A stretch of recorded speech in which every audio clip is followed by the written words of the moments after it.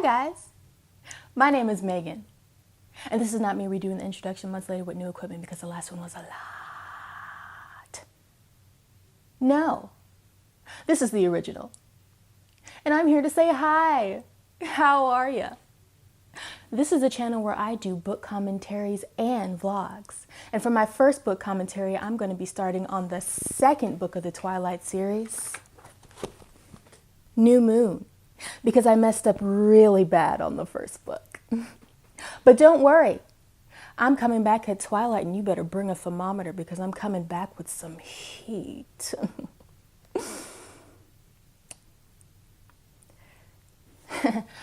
But anyway, for now, I give you New Moon.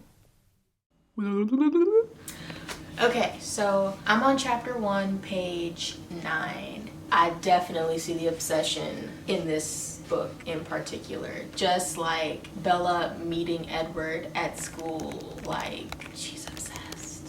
Which is something that I didn't notice in the first book. Like we knew like she was like into him, but like this is a new level. It's a new level and I'm like, eh. So hopefully this does not annoy me. I don't remember if it actually, I don't remember if it actually did annoy me the first time, but hopefully it does not annoy me this time. Okay, so I am on chapter 2. I just started reading, and this is, of course, the scene where Bella's all bloody at her own birthday party, and like Jasper is on the attack, right? So Stephanie Meyer, the way she's writing this, I'm just like, while I'm reading this, I'm just thinking that he is going berserk, just literally bloodthirsty, and I'm feeling it, and I'm just like, in my mind, I'm like seeing the contrast between what it's supposed to be, you know, like a good get-together versus, I guess, when reality hits, and like, the reality is like you're a human in a room with a bunch of vampires. They could literally turn on you at any moment, and then like this was that moment, and like you just kind of notice the contrast between really like Carlisle and Jasper for one, even though it was like two vampires, but like you notice the contrast and it's very evident. And then like I begin to like see Edward's point at that moment, like, you know, like even now, even within my own family, like you're still not even safe. So like I get it, you know, I get why he felt like leaving her. Like in the movie, when you watch the movie, you're just like, it wasn't even that deep, bruh, chill out. But like here, it's like, I get it. Like he really went in. He really went in to try to get her. Like he was, like he lost his mind over her blood. So I get it. I'd be panicked too if I was Edward. I'd be like, nah, I couldn't keep you safe then. He wasn't even in my family now. Shh, now this happens. So I get it. Yeah, I just want to let y'all know that I get it. Okay, sorry, like still on the first page. It just kind of caught me off guard because, you know, the intense moment is happening. Edward's in like defensive position. And then like I'm picturing it, right? And then Bella goes, I can tell he wasn't breathing. And I'm like, no shit. Is he ever?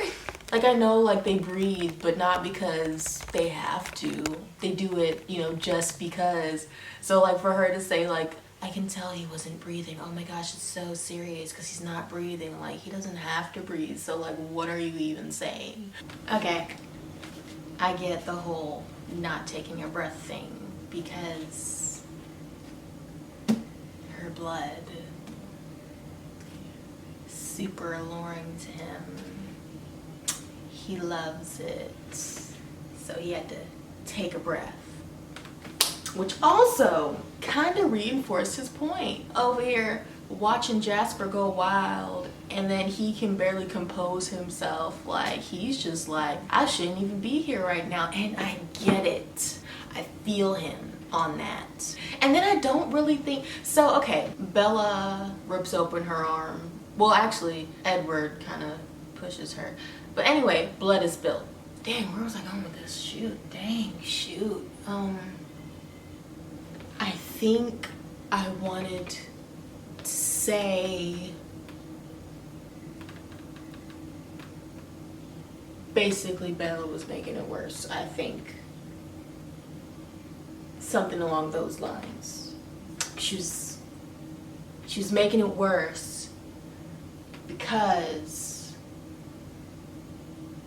Jasper was acting a fool over the blood, and Edward was trying to protect her, but in reality, he kind of wanted to eat her too.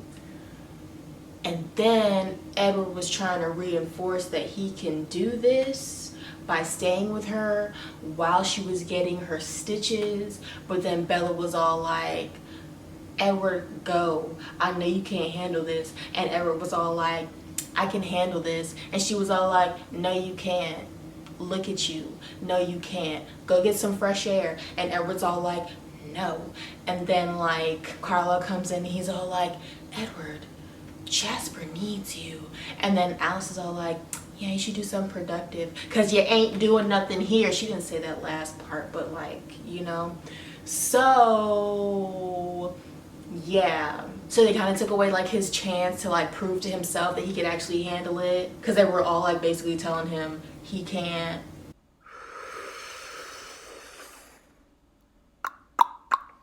Edward broke up with Bella, and Bella was out there rummaging through the forest until she didn't want to rummage anymore and got depressed and like slept there basically in the rain and everything. But like her like first wave of depression, I think Stephanie Myers actually painted that very well. She painted the picture of like the first wave of depression, like even when it didn't even hit yet, like it was kind of like, ooh, you know. And then to have it followed by like those like basically blank one-worded pages,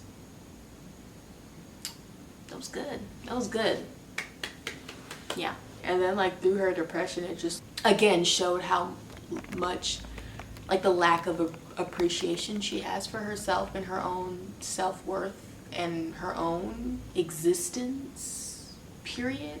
Yeah, it was kind of a little disgusting, a little pitiful to like witness, because it's just like it wasn't just, you know, like she missed him, he was gone. It was like she missed him, she was gone, and now I have nothing to live for, and now nothing's worth anything. My life means nothing. Oh, but Charlie's looking for me? I care about Charlie. So does that mean you don't care about yourself? Like what? I didn't like that. Like herself meant nothing to her. I mean, like she says it to Edward all the time, but I assume she said it to like, you know, make a point, you know, like just to kind of get her way. Like he's all like, I'm worried about your soul, and she's like, fuck my soul. But no, she really meant fuck her soul. Like she really did not care. When she says she didn't care about her soul, she really doesn't care about her soul. So I think it might be good for her to like kind of remember that she is a person and she has a soul, and it's important for her to keep that soul. I don't know if she's gonna learn that lesson. I don't know, but like, it's too much. It's very unhealthy. I think this is a side that we would have never seen if Bella was still with Edward. In her adorance of him, like you don't see the real damage she's inflicting on herself being with him. Like every day she's with him, she's inflicting more damage on herself because she just thinks that the gap is so far and he's just like way up here and she's just like down here, and it just, I feel like it gets bigger the more she falls in love with him, if that makes sense. Because I don't think she was this, what is it, self-loathing? I don't know. Like the more she's in love with him, the more that he's in love with her. She's just like, how could you be in love with me, I guess? And it's just, ooh. So on that note, I kind of realized that I'm about to spend a majority of this book in her self-pity.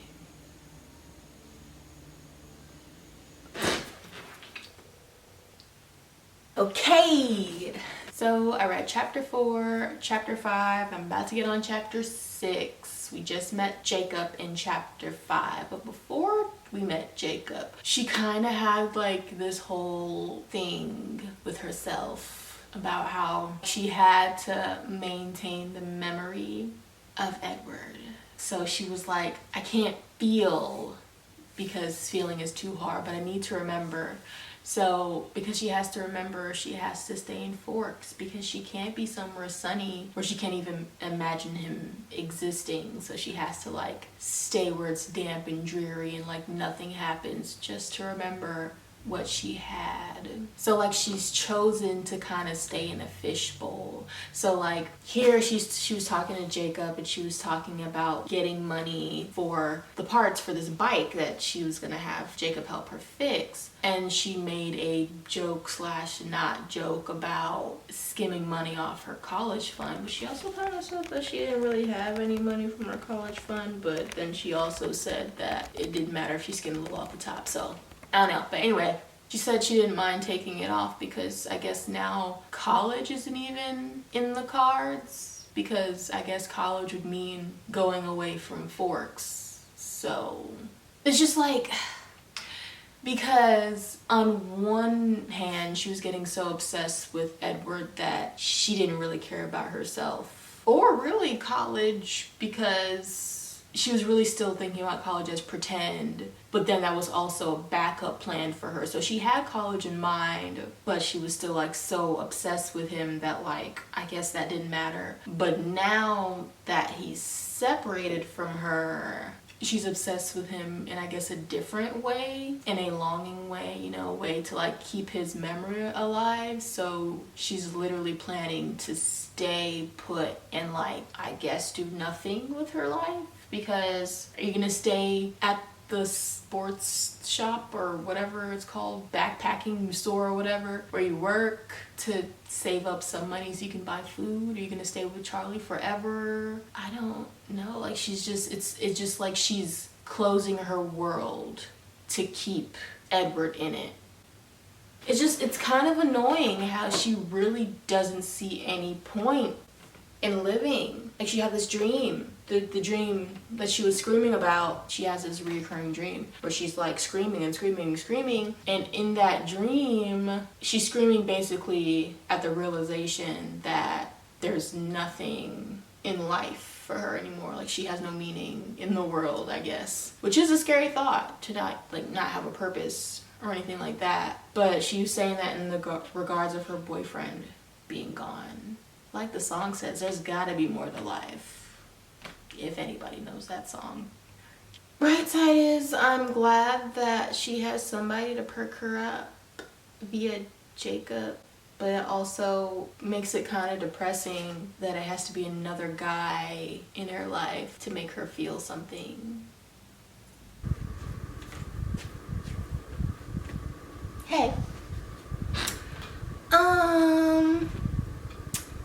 I'm on chapter 8. Page 186, just checking in to say that Bella is not doing daredevil things just for the thrill of it. It kind of seems as though she will die just to hear Edward's voice. Should I backtrack? I don't know. Do you get what I'm saying? I don't know. So, okay. So as we all know, Edward left Bella. Bella has had like a hard time trying to like live.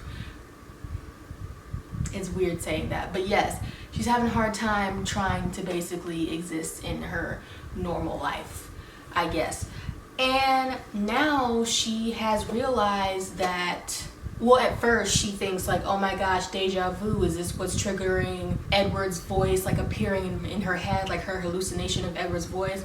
So she tries to recreate it by like going to the Cullen's house, nothing happens, but then she ends up riding the bikes with Jacob, which is dangerous. And Edward appears, and she's kind of surprised by that because she decided to do dangerous things just to basically break the promise that Edward made her keep before he left. You know, his promise to her was that it would be as if he never existed, and her promise to him was supposed to be she would be reckless. And so, you know, his promise is broken because she remembers him like every day, and she's trying to do the same. So that's why she's doing like the reckless things or whatever. But then she realized like, oh my gosh, this is adrenaline rush. That's what's triggering the voice, is the danger aspect of it. So now that she realized that, she's on this bike. The first time she heard it, she kind of like freaked out and like drove herself off the bike basically. She like released the clutch too hard or whatever and like basically fell off the bike. So then she wants to try again, and then she goes, I couldn't allow my memory to lose it, no matter the price. No matter the price. So basically what you're telling me is like literally you will risk your life just to hear his voice again? Come on, Bella. So like right after that, Jacob's telling her to like ease off the clutch and stuff like that, and she said, I will. It bothered me a bit when I realized I was answering both of them. Is this the beginning of the triangle?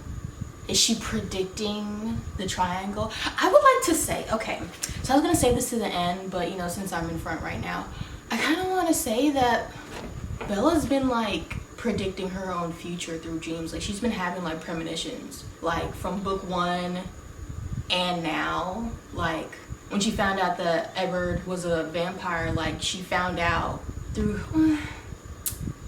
well, I mean, she found out through Jacob, but her dream helped a lot. And then this time, you know, this is new moon, this is dealing with werewolves. We all know this. If you don't, sorry. I'm sorry if I look like I'm sweating, because I am. It's hot. It's like so humid up here for I don't know what reason. I mean, I guess we don't have the AC on, that's probably the reason, but still, like, oh, it's hot. And then these lights, hot. I also have the window open because it's hot, so yeah. Back to what I was saying though. Yeah, so through this dream, she's apparently been having the same dream that's been making her wake up and scream and blah blah blah, but then the dream kind of changed a bit and it had Sam in there. So in this dream, she was talking about how like, you know, he was just standing there or whatever, but then when she like turned her eyes, his image kind of switched up, you know? And then we have all this talk about the big bears. I just feel like her dreams are telling her what's about to come, basically. And this here line is prepping us for what's about to come later, that triangle. But yeah, just, I'm peeping it, yeah.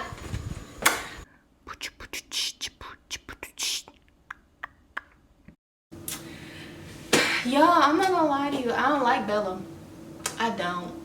In Twilight, the first book, I liked Bella a lot more than the Bella in the movie, but now I think I dislike this Bella more than I dislike the Bella in the movie, but for two different reasons, because they're not really portrayed the same. Because this book is like really focused on Bella, and the more I read about Bella by herself, the more I realize it's not even just selfish, it's just like what?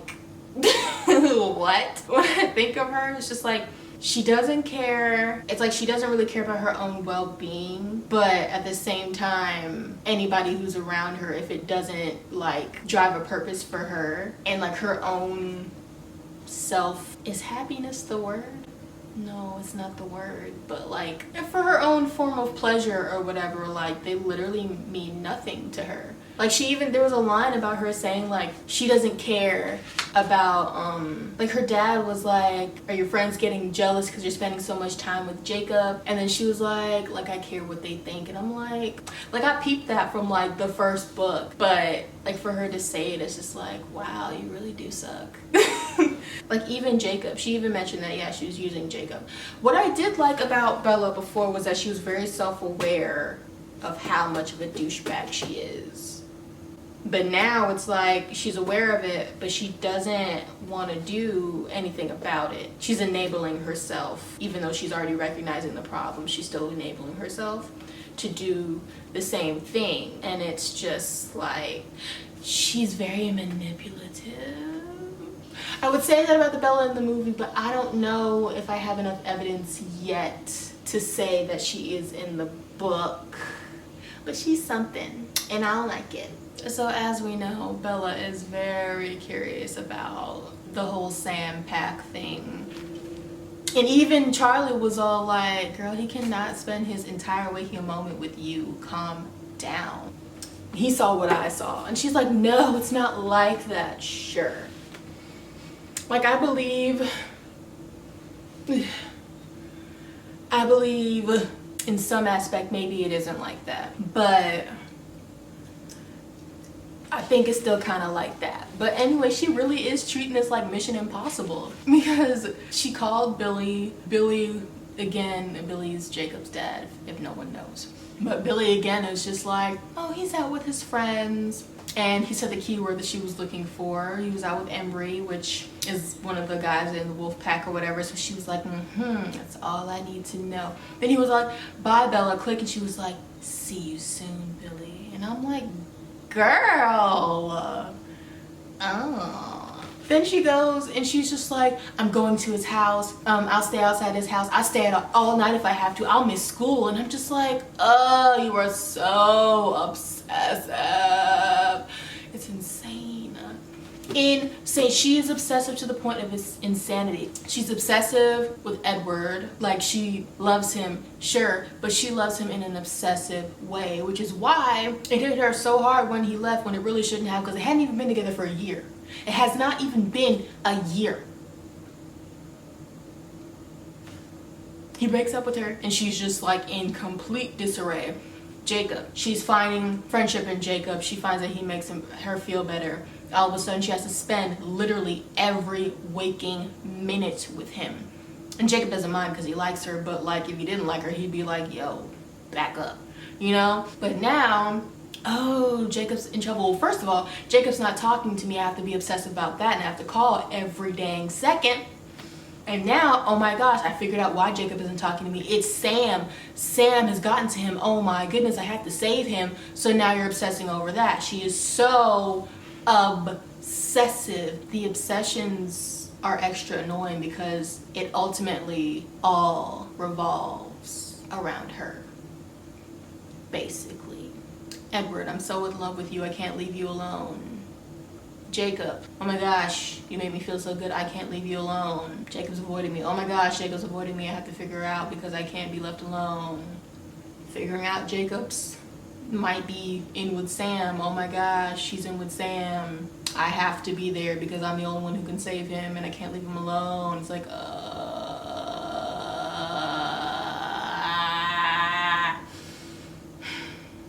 don't know, like reading the Twilight book, we all know Edward's obsessive. We know this. But at the same time, I can't blame him because I'm keeping the whole vampire thing into account, you know? Like, he's a vampire, he's been alone for like so long or whatever, and it's kind of a vampire thing to be obsessive about things. I have noticed, you know, like when they find their partner, they are really into their partner. So it's also a vampire thing, as well as he's been alone for like literally like 100 years. 108, but you know, we don't really count those young years. He's literally been alone for like ever. Now he's finally found somebody, so I kind of expect the behavior to be different, especially since like this is kind of his first girlfriend. just thinking about it, an 108-year-old guy, oh, it was my first girlfriend. It's not funny. But I don't know, I just, you know, the fact that he wants to keep her safe, the fact that it's also a curious time for him too, because she is a human, he is a vampire, so that's weird in itself. And then also the fact that he can't really read her mind, so that's something else to be like, and then he like wants to drink her blood, so that's also something to be like, and then he likes her, so that's also something to be like, you know. So there's a lot of things to think about there. So I can understand him. I could never understand Bella's because she was at the time only 17. You could say maybe some of Edward's behaviors like wiped off on her because she's so used to like that kind of behavior that now maybe she's picked up on it. But I don't know, I just don't feel like I feel like Edward may be obsessive in himself, but he also knows when to like fall back, you know. Would I even say that Edward's obsessive? I would call him more persistent than obsessive. Or would I still call him obsessive? I don't know. Because I mean, like, I guess he could afford to fall back if he is really obsessive, because he could always watch you from behind a tree. Ew. The thought. But, yeah, off Edward, because I don't know what to say about Edward. Back to Bella. Oh my gosh, obsessive.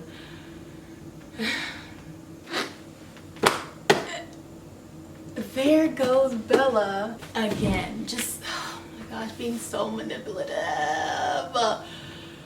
So, Bella's speaking to Jacob. She finally got a chance to talk to him, and Jacob is basically like, leave me alone. And Bella's like, why? Because of Sam? And he's like, no, not because of Sam, because of your bloodsuckers, the Cullens. And she's like, I don't know what you're talking about. And he's all like, bye, Bella, I can't be friends with you. And then she's all like, you breaking up with me? She didn't even like try to change it.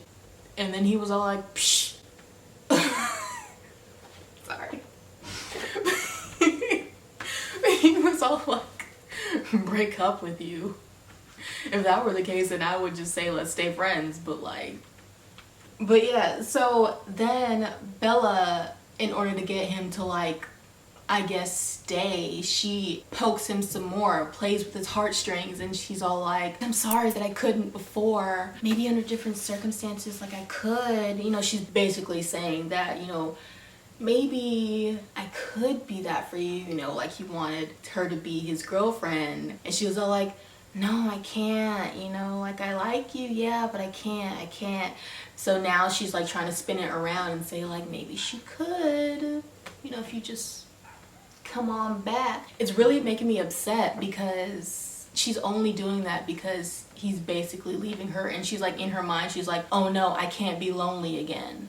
So she's trying to mess with him to try to make him come back to something that she doesn't even want to give him in the first place, just so that she won't be alone. And I think that is so messed up. And I don't like it. I don't like it. I don't like Bella. I don't think I've disliked the character so much. Cause there's just no redeeming factor. You're just selfish and manipulative. It's just, I can't. Okay, so Jake's trying to get Bella to remember the story he told her last year. Bella has just found out that, well, her dream reminded her, her premonition, she be having premonitions in her dream, I swear. Her dream reminded her that Jacob is a werewolf, and she wanted to talk to him, but then she ran to her dad, and then her dad was like, they're going hunting because people have been missing and they've been spotting these wolves. And now Bella's having a heart attack. She's like, should I go after my dad? Should I go after Jacob? Jacob's my best friend, but he's a murderer. And I was just like, what? Because like, okay, so she remembers what Jacob told her word for word, right? Which was they only hunt vampires, right? Dad, of course, has a different story because werewolves are seen, people are disappearing, you know? So that's one thing, but now her mind is just going to, oh my gosh, he's a monster, he's a murderer, he kills innocent people. And I'm just like, isn't that what your vampires do? And it's just like so annoying that she's thinking of Jacob like that because she's not in love with him, that she thinks like, oh my gosh, he kills people, when Edward does the exact same thing. Like, in his defense, they don't kill people, they hunt animals, but she knows there are other vampires who do kill people. Laurent kills people, Victoria kills people, but somehow they're not monsters. Because she knows like this one good family that she just suddenly thinks that all vampires are just not monsters. They're hungry. But the second you realize that Jacob is a werewolf, all of a sudden, should I warn him that my dad is out in the forest with a bunch of other people hunting down these werewolves and that he could get shot? Should I? I don't know. He's a monster. They have been killing innocent people. What should I do? And I'm just like, you dick. If it was on the other foot, if it was Edward or anybody of his family, you would have warned them, like straight up, no question. But now it's like, oh, I don't know. I don't want to aid a monster. And then she was like so freaked out about Jacob being a werewolf. She had a whole full-on panic attack and it was kind of annoying. But yeah, she was like really freaked out that he was a monster. I mean, a werewolf. And then she was thinking of him as a monster, and she only really wanted to go speak to Jake to make sure she wasn't going insane, I guess, and probably to question him about his life choices.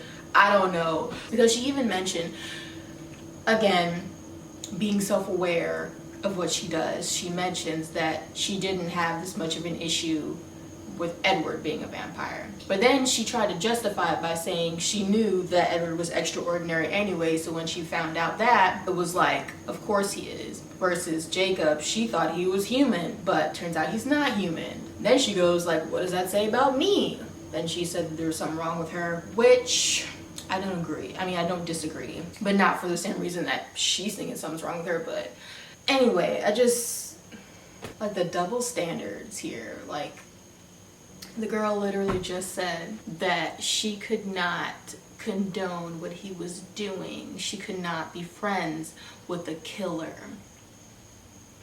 But you can date one? Like, just the thought process is like, how do you process one mythical creature as a monster and not the other? And if anything, the vampires are more of the monster than the werewolves, because the werewolf is protecting humans against vampires and the vampires are eating the humans, you know? Like, she doesn't know that right now. So all she's thinking is, oh my gosh, they both eat humans and the werewolves are just wrong for some freaking reason. Okay. That is so unfair. I feel like it's just so unfair that on one hand, it's like, yes, I love you. I can't be without you. I don't care what you eat. I don't even care if you eat me.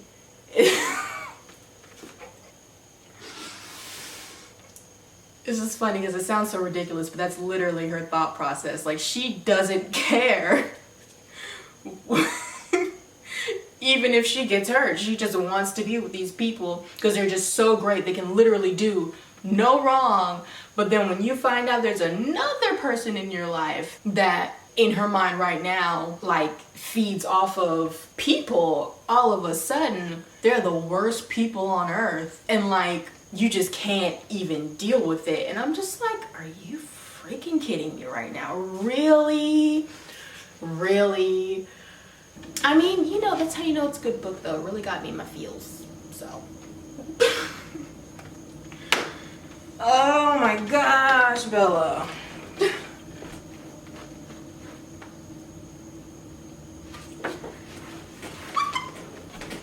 So I didn't finish the sentence when I did all that, but now I have. And she just said she couldn't condone the killing and say nothing about it and let the killing continue and still be friends with him, because that would make her a monster too. Are you kidding me? Are you kidding me? You know what I always thought about? I always thought about, like, how the werewolf is the natural enemy of the vampire, right? But one werewolf could never defeat one vampire. It's still an unfair advantage. Because yes, they're both fast. Yes, they're pretty much indestructible, all that. But the vampire has, like, two advantages over one wolf. One, opposable thumbs. And two, I just think about the whole, a vampire getting behind a wolf and, like, grabbing them, you know, like, the wolf has no way of, like, stopping them from doing that. Like, if they get behind them, they're kind of done for, you know? So those are the two advantages. So you at least have to have two wolves to fight one vampire. So even though a wolf is strong, it's like they're still kind of at a disadvantage when it comes to fighting vampires. It can never be an even match, 1-on-1 or even 2-on-2. It has to be 2-on-1 or 3-on-2 or something like that, because one wolf always has to watch the other one's back. So I just always think about that, like, because Jake is never thinks that he can't handle a vampire. But if you think about it, you can't win. You can't do 1-on-1. I mean, he could win, but, like, he could also lose I guess. Like, it's not 50-50 in my opinion of his chances of like winning versus losing. It's a little bit higher on the losing scale because of the whole two components. You know, you can't actually like grab a vampire. It's just always just mouth action, you know? Maybe you can like, you know, maul him or something. Not to say that a werewolf isn't as strong as a vampire equally. They probably are, but you kind of need more than that, you know? Like a werewolf, I mean, a vampire could like just smack you, but the werewolf can't smack the vampire. You can, I guess, nudge the vampire, but you also have to put your head down, which takes away your line of sight, you know? But then like if you put your head down and nudge, he could easily like knee you in the snout or something, you know? So it's like, I feel like if one werewolf was dealing with like a real seasoned werewolf fighter vampire guy, he wouldn't win. Not one-on-one, you know? So I just always thought about that. Like whenever Jacob's like, I guess, arrogance about how he ain't never scared, you know, like comes along, I'm just like, you wouldn't have much of a chance if it was just one-on-one. Not against a skilled vampire. I don't think so. So, yeah. Like you always need a pack of wolves, you know? You always need another person. Just a thought. Yes, I have come back on before I hit the sack to update you on my readings. So I have just got done finishing, I've just finished chapter 16, and recap, Bella has basically, I wrote this down, Bella has basically considered being with Jacob 5 times now. 5 times. And Bella just almost drowned herself. Jacob rescued her. And within that moment from him rescuing her to driving her home, 3 of the 5 times of her thinking about being with him has occurred to her. So on the way home, they're having a moment. She's thinking about kissing him. Should she? Should she not? And then Edward's voice pops up in her head telling her to be happy, but then she freezes. So, you know, Jacob stops doing what he was doing, which was hugging. He lets her go, and then he starts to open the door. He smells a vampire. He's like, we gotta go. And then he like tries to whip the car around, and then the light is shining on a Cullen's car, and like she gets so excited, so eager, and she's just like, take me back, take me back. It's the Cullens, they're here. And then Jacob just, like, he goes from, you know, his kind, usual self to, like, back to, like, the whole stoic, angry shiznit, trying to compose his face. And then Bella notes that before his face got all composed and stone, like a flash of betrayal, like, hit his face. Before then, she was just like, she's like, take me back. And he was like, are you sure it's the Cullens? And then she was like, yes, I'm sure. What did he say? I think he was like, you sure you want to go back there? And she was just like looking at him like, well, why the heck would I want to go back there? Did you hear me? And she was just like, take me back. And homeboy said no. And I was like, that's right. Cause she ain't gonna run you. Like, the nerve of her. You spent several months with this dude. The affection between you guys kept growing and growing and growing. And like, it'd be one thing for you to like, every time he like held your hand or like stood too close, he was like, you'd be like, Jacob, like, you know, back up a little bit. But no, you encouraged that shit, and you even liked it. You even mentioned that you liked it so much that you were considering being with him. Like those were the vibes that you were sending, right? And all of a sudden, after months, almost a year, if not a year, of being left alone, and then, I don't know, -3 months, you're with Jacob or whatever for a while, like all that disappears when you see the car in hopes that it's one of them, and you expect him to just take you to them and like ruin literally everything. You expect him to just willingly do that. She got some nerve. Jacob was so mad. He said no. He recovered though. He made it seem like the reason why he wouldn't go was basically because if they're there, then he couldn't go into her house because that was their territory, and he had to report to Sam. So he covered it up, kind of. But I mean, he gave a sufficient excuse, I guess. And then before he left, he was like, "Bye, Bella. Hope you don't die." And I was like, ugh. What a way to show your anger without really showing your anger, I guess. And then dude took off. Oh my gosh, there she goes using folks again. I thought we were past that. I thought we were thinking about our ways and like not trying to be such a dick. And here she goes at the side of a car. All of a sudden, all that's gone. I was thinking about being with you. What? Huh? What'd you say? No, I was never doing that. No. I didn't encourage it. Anything. Nope, not me. I felt for him. I did. That was like way messed up. It was like basically like a moment where like he didn't say it, but it was like obvious that he was thinking like you would really throw away all the time and energy put into all the stuff that we've built at this moment just to make sure that whichever vampire is there is the one you're looking for, I guess. And she like, I guess she didn't catch on, but she was just like straight up like, yeah, you don't mean shit to me. Just straight up, just with her face. And he caught all that. Jacob's pretty perceptive. He can catch it, you know. So yeah, he knew. He got slapped in the face. He got body slammed just then. And he was not having it. And I'm glad he left. I mean, I think he comes back though, but I'm glad he left just for that minute, you know. Because he kind of needed to, because he was about to explode, but still. Anyway, I would love to read on. But as I said, it's like 5 a.m. So I should probably sleep. I just wanted to like, I guess, say something while I had this on my mind. I really do want to continue reading this to get to the next chapter. Because like, weirdly enough, like chapter 16 was called Paris. Was it called? Yeah, it was called Paris. And then, but there was no Paris. She damn near drowned in this chapter. And then the next one is Visitor. But I'm just like, why? Why did you call it Paris? There was no mention of Paris, no nothing. So I'm a bit confused about that one. What's the next chapter after that? Because I know we're almost reaching Edward time.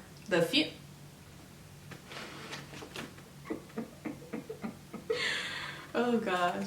The next chapter is Funeral, and oh god, I don't even know if I can justify me laughing. I'm laughing because I just remember the scene from the movie, and Edward called and Jake was like, he's attending a funeral, and then Edward was all like,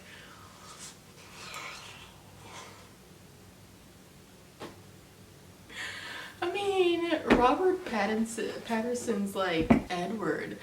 I think he was like conveying his old age with like his throat. He always did like some throat thing, like where he like swallowed roughly, I guess, to convey just the weariness, I guess. Just, oh gosh, he's so angry, he's so sad. It's not funny, it's not funny. But it's just like, this could have all been avoided. It really could have. Anyway, let me go to bed. Hi. I just woke up. So I'm taken to like reading a chapter right when I wake up before I do anything else.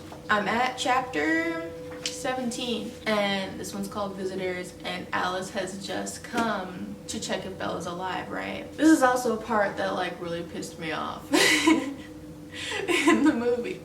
Bella is, I guess, contemplating if she should tell Alice if Jacob is a werewolf or not. And the annoying part about it is like, she's like, is this a secret? I don't know. Like, how do you not know? If you knew that the Cullens being vampires was a secret and you couldn't tell anybody, why is this something that you don't know about? It's the same damn thing, douchebag. Oh. the hypocrisy is just like coming back, and like the lack of care is just obvious. Like how much she cares for the Cullens versus how much she cares for Jacob is obvious, because like she's not really batting an eyelash about telling or not. Like she was like, who's my allegiance strongest to? Is it Alice or is it Jacob? Well, Jacob knows everything about the vampires. Why shouldn't she know everything about Jacob? Because it's not your secret to tell, as y'all said to each other like a few chapters back. Like, it's not your secret to tell, so why are you telling it, asshole? Oh gosh, gets my nerves. It's just like, I don't understand how you don't understand that this is literally the exact same thing, and you're just so willing to just tell his secret to the world. I mean, it's not the world, it's like the vampires or whatever, which is in the same world, but still, like, you wasn't willing to tell him anything. Like, he had to find out for himself for you to even open up your mouth about it. Alice had not found out for herself. She didn't know. Apparently she doesn't know anything about these werewolves, which is weird because their family has a treaty with them. Like, why wouldn't Carlisle tell them about that? That's weird. But anyway, she didn't even really start telling her yet. She was thinking about it, and it just ground my gears. I had to come on here and say so. I'm sorry if I got eye boogies. And now all of a sudden it's too hard to keep secrets. What the? You've been keeping a secret for so long, and all of a sudden it's too hard to keep secrets.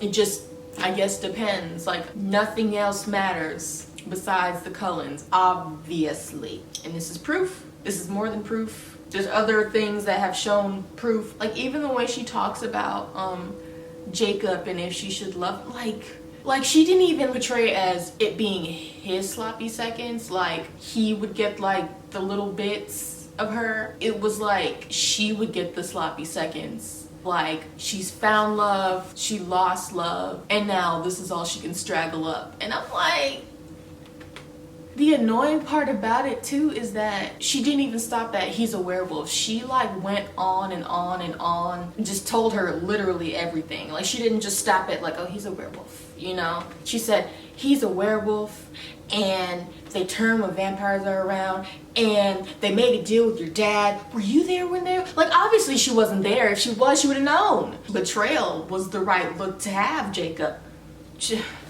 I've just been very annoyed with her and how she handles Jacob in a whole. And not just how she handles Jacob, how she handles herself.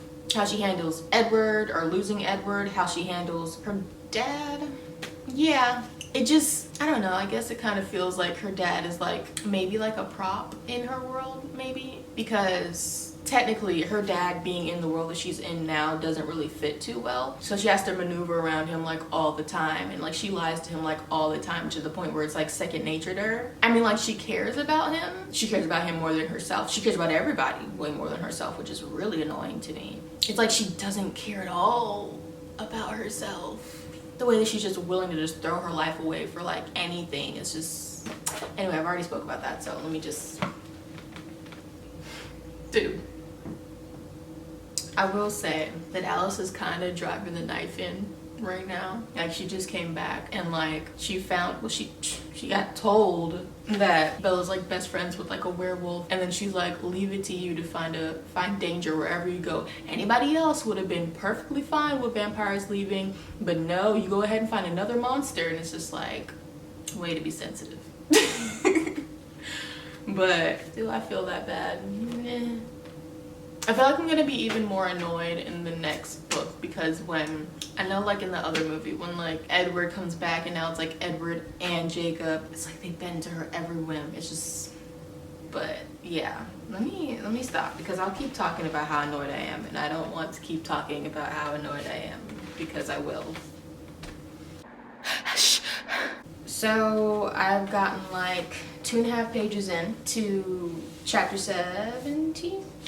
Chapter 18, the funeral. And so Jacob came, and he's about to ask her some questions, and you know, he's all distant and like pissed, as he should be, and she is being the same. Not distant, but like acidic towards him. She's like, what do you want? Get it over with so you can leave. And I'm just like, And then she says, I knew I was being unfair, but I just didn't like the way he was acting towards me. And I was just like, you kind of deserve it right now. Like, just take your medicine, man. Take your medicine. It's like, I know I did something bad, but you don't have to punish me for it. Did you learn your lesson, I guess? I don't know. I don't know if I'm making sense. It's like she feels like she should be doing what she's doing, hurting everybody else, but nobody should hurt her. Because that's the sin, you know? It's not sinful for her to, like, hurt anybody else. I mean, to hurt anybody, but it's, like, beyond sinful to, like, hurt her. And it's like, you hurt my feelings, so you should feel bad. I don't really care if I hurt your feelings. Oh well, still be my friend, still fawn over me. It's fine. I don't like it. I don't like it. But yeah, I already know where this is heading. I know I'm gonna get upset. So I'm just saying it now. I'm going to try not to film myself being upset again, because I'm sure this video has had its fill of that already, so. She said, what a disaster. How could I have alienated Jacob so quickly in such a short amount of time? You know. We both know at this point. We know. Final thoughts. Jacob almost had this girl. Now, if we look at the events that took place between her and Jacob within this book, you can see that Bella was actually really in his corner at one point, and she was actually setting herself up to move on with her life. Evidence of this is in chapter 15, when she almost drowned herself, nearly died based off her stupidity. Yes, that part. Yes, she actually said goodbye to Edward in the water before Jacob pulled her out. And then the chapter that happened right after was all about Jacob, all about, would she date Jacob? Could she date Jacob? And if she could, how would she go about being with him? Like, the next chapter after that was all about that and contemplating about that. And in a chapter before that, not directly before, but like back a little bit, she actually called herself the wolf girl, like comparing herself to Sam's fiance. That's how much she was thinking about that. That's how deep she was in. Okay. I don't even know that. That dive looks stiff as hell. Y'all, this jumpsuit right here is really holding me in. I can't move but so much. She actually thought about being with Jacob. I mentioned 5 times previously, but it was actually more than 5 times that she actually thought about being with this dude. And around the last time when she thought about being with Jacob, her inner conscience, which is Edward, told her to be happy. I kind of find it funny because this girl straight up, like, she didn't have a conscience. Like, her inner conscience telling her when things are not safe and that you should actually like back down and stuff like that is Edward's voice. And I just find it funny because, like, literally before Edward left her and she started hallucinating, she didn't have this conscience. She would literally just run right into danger.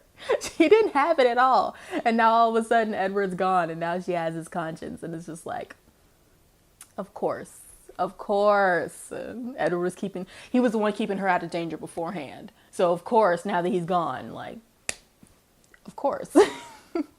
Anyway, moving on. In reality, if it had been just maybe like another week or so, Jacob would have had this girl. So I actually kind of feel for him on this because I could see how he would feel like his chance was taken away from him, because it really was. He was really like this close, like straight up. He really was. But on the other hand, I'm kind of glad that it didn't work out, because Bella really would have ended up hurting his feelings. This book is Romeo and Juliet themed, right? We know this because Stephanie Meyer literally points that out within the book.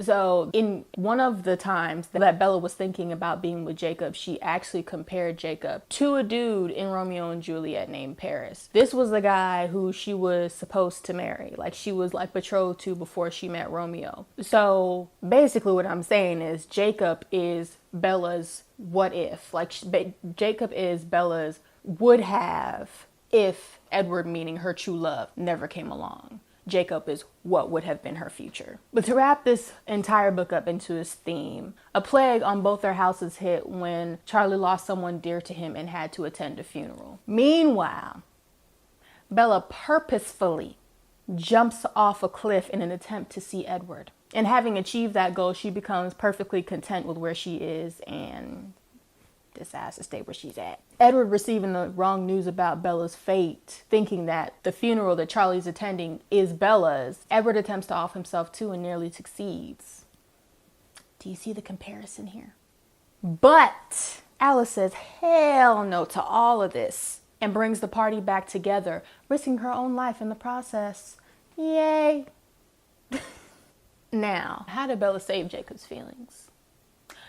Because when Bella and Edward were both back in Forks and finally reunited, did you know this boogaloo was going to turn back anyway and beg for Bella's forgiveness in hopes that she would take him back? Because he couldn't take the separation? What? You mean to tell me that this entire book was for no reason? Is that what you're trying to tell me?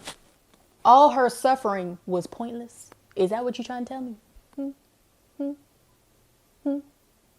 So you mean to tell me that you, yes you, Edward, caused all this trauma just to turn around and say, my bad?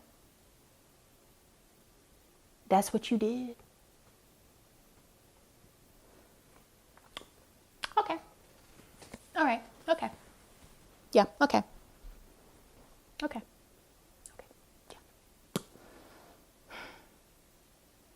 So imagine if she would have never jumped off the cliff or waited like she was supposed to. No Cullens would have come. She would have made the decision to be with Jacob next week after that. They would have been dating. And then Edward would have showed up at her window. You thought her switching up at the side of a car was fast. She see him at his window. Oh, who? Jacob, what? I was dating who? I don't recall at all.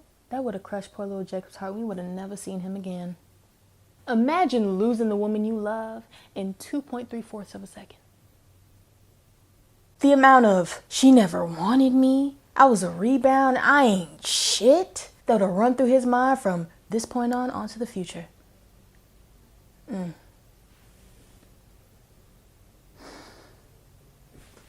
Moving on. As fast as Bella did from Jacob. The title of this book is called New Moon.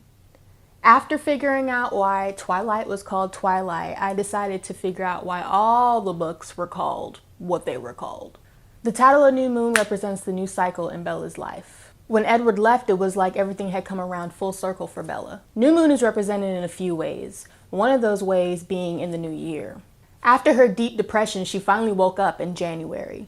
It was like the first time she came to Forks. 8 months ago. Did you hear what I said? I said 8 months ago.